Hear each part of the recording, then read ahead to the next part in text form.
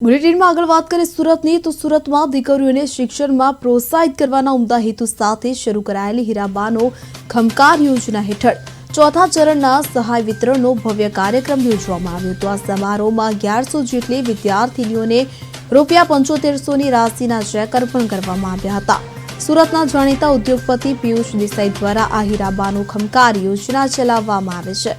આ યોજના અંતર્ગત દીકરીઓને શિક્ષણમાં મદદરૂપ થવા માટે ફોર્મ ભરીને સહાય આપવામાં આવે છે। તો આર્થિક સહાયનો હેતુ દીકરીઓનું શિક્ષણ અટકાવવાને બદલે તેમને પ્રોત્સાહન આપવાનું છે।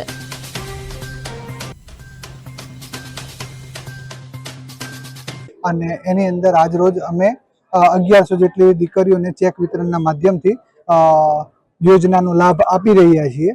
અને એની અંદર જે સિલેક્શન કરવામાં આવ્યું છે તો એ જે હેન્ડીકેપ છે કે શારીરિક રીતે અપંગ છે અને જે કેન્સર પીડિત છે અને જે દીકરીઓને HIV જેવી પ્રોબ્લેમ અત્યારે ફેસ કરી રહી છે એવી દીકરીઓને અમે મદદ પહોંચાડવા અને એ લોકોને એજ્યુકેશન માટે મદદ કરી રહ્યા છીએ। અને એની અંદર